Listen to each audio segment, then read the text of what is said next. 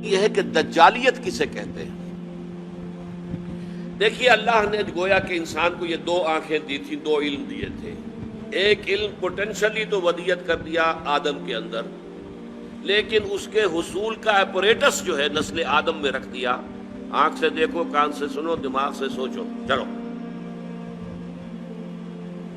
The ball was set rolling, اب وہ گیند جو ہے وہ لڑکا دی گئی، چلتی جائے چلتی جائے چلتی جائے چلتی جائے۔ ایک علم یہ تھا۔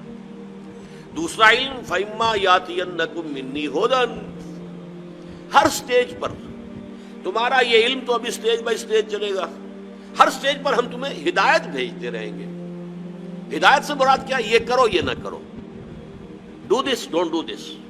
اسی میں تمہاری خیر ہے، اسی میں بھلائی ہے، لیکن تم جانتے نہیں، تم سمجھ نہیں سکتے، تمہیں ابھی فہم نہیں ہے۔ بچے کو آپ کہتے ہیں بھائی یہ مت کرو، آپ یہ نہیں سمجھا سکتے کہ کیوں نہ کرو۔ وہ بچہ ابھی کیا سمجھے گا کیوں نہ کرو؟ ہاں، بڑا ہو کر جو ہے اس کے سمجھ میں آ جائے گا کہ واقعی بات صحیح کہی گئی تھی، مجھے یہ نہیں کرنا چاہیے۔ تو ابتدا میں جو احکام آئے ہیں وہ صرف احکام، حکمت ابھی نہیں دی گئی تھی، پھر رفتہ رفتہ حکمت دی گئی۔ تورات میں صرف احکام ہے، حکمت ہے ہی نہیں۔ انجیل میں صرف حکمت ہے، احکام ہے ہی نہیں۔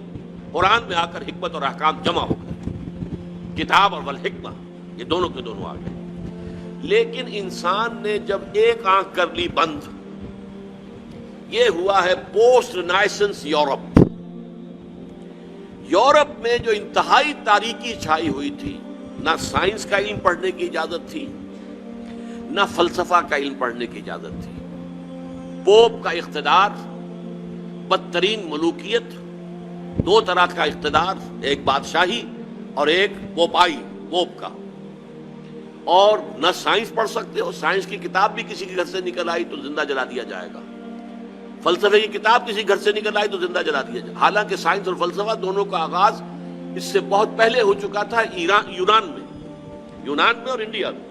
یہ دو جو ہے اصل میں ancient centres of science and فلسفی بوتھ۔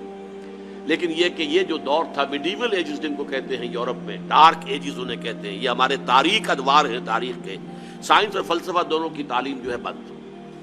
اب جب کہ ہسپانیہ کی یونیورسٹیوں سے، اسپین کے اندر یہ یونیورسٹیاں تھیں، قرطبہ کی، غرناطہ کی، تولیدلا کی، یہاں آئے جرمنی سے لوگ، اٹلی سے لوگ، فرانس سے لوگ، اور یہاں سے علم حاصل کر کے گئے۔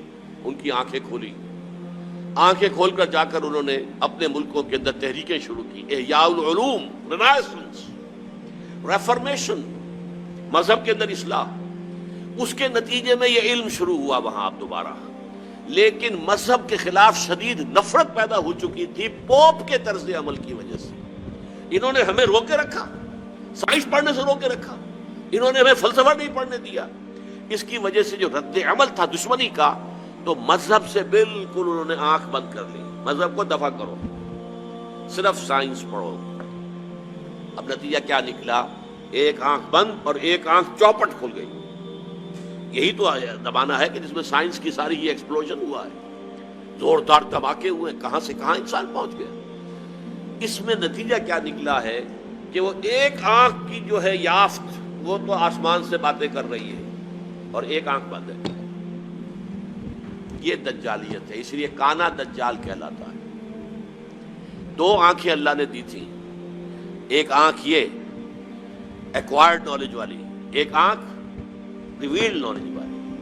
ریویلڈ نالج سے آنکھ بند اور ایکوائرڈ نالج والی آنکھ چوپٹ کھل گئی۔ آج ہمیں خواص اشیاء کا علم حاصل ہو چکا ہے، پراپرٹیز آف میٹر، وی نو دم۔ آج ہمیں کاسموس کا علم بہت زیادہ حاصل ہو چکا ہے، اور یہ علم اس حد کو پہنچ گیا ہے کہ چاند کو ہم اپنے پاؤں تلے روند کے آ گئے۔ اس سے آگے نہ معلوم خلا میں کہاں کہاں جو ہے جا رہے ہیں۔ آج کل آپ کو پروب کرنے والی چیزیں جو ہے وہ مریخ سے بھی آگے کہاں کہاں پہنچ چکے ہیں۔ تو یہ انسان کا جو علم ہے، یہی علم ابھی کچھ اور آگے بڑھے گا تو تمام جو مسٹریز آف نیچر ہیں ان سب کو معلوم کر لے گا۔ موت و حیات، مردہ کو زندہ کرے گا دجال، یہ صلاحیت اس پہ آ جائے گی۔ زمین بنجر پڑی ہوگی، کہے گا کہ اس پہ فصل ہونی چاہیے، ہو جائے گا۔ بارش نہیں ہو رہی، حکم دے گا اور بارش ہوگی، فاصلے ختم ہو جائے گا، اور ہو چکے ہیں virtually. This world has become a global village. یہ دجالیت ٹیکنالوجی کی وجہ سے اور فزیکل سائنسز کی ترقی کی وجہ سے یہ دجالیت جو ہے اب اس مقام تک پہنچنے میں تھوڑی سی کسر رہ گئی ہے. یہ ٹوٹا ہوا تارا مہ کامل نہ بن جائے، لیکن یہ مہ کامل اگر یہ اس وحی کی رہنمائی سے مستغنی رہے گا، اگر انہوں نے اپنی آنکھ بند رکھے گا تو یہ دجال بن جائے گا، دجال اکبر. اور یہی در حقیقت اس دور کی سب سے بڑی ٹریجڈی ہے، اس دور کا سب سے بڑا المیہ ہے. ہمارا کام کیا ہے؟ دونوں علوم کا حصول.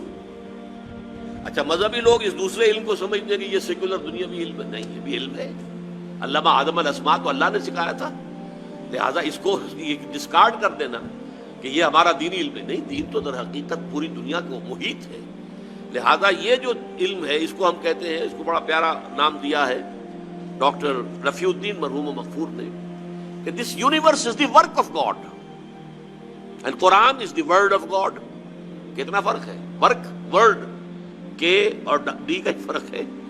This universe is the work of God, اور اس کی ورکنگ کون چلا رہا ہے؟ اس کو اللہ چلا رہا ہے. یدبر الامر من السماء الى الارض، ہی از دی مدبر. لہذا this science is understanding the work of God and Quran is the word of God. ان دونوں کے اندر کوئی تضاد ممکن نہیں ہے. کسی انسان کے بھی قول و فعل میں تضاد ہو تو آپ کہتے ہیں بڑا گھٹیا آدمی ہے، کہتا کچھ اور ہے کرتا کچھ اور. کیسے ممکن ہے کہ اللہ کے قول اور اللہ کے فعل میں کوئی تضاد ہو؟ یہ ہمارے عقل کا فہم تھا کہ ہم نہیں سمجھتے تھے. ہمارا ابھی اللہ کے ورک کا علم اتنا کم تھا، ہم سمجھتے تھے آسمان شاید بس 2-4 میل کے فاصلے پر کوئی چھت ہے، جیسے چھت ہوا کرتی ہے. یہی تصور ہوگا انسان کا. آج سے 1000 سال پہلے اور کیا سمجھا ہوگا اس نے کہ ہاں یہ کہاں ہے؟ اس حوالے سے نوٹ کیجئے. تو یہ ہمارے فہم کی کمی تھی. ابھی ورک آف گاڈ کا علم بہت کم تھا، آج ورک آف گاڈ کا علم بہت ہو گیا ہے.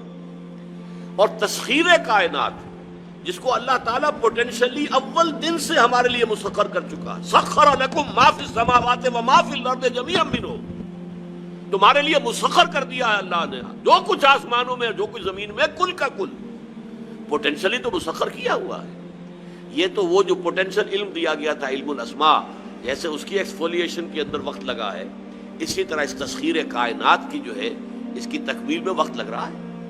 لیکن یہ کہ یہ جب اپنے اس عروج کو پہنچے گی، اور چونکہ اس نے وحی سے اپنا رخ موڑ لیا، وحی کے سورس سے اپنے آپ کو محروم کر لیا، تو اسی کا نام دجالیت ہوگا.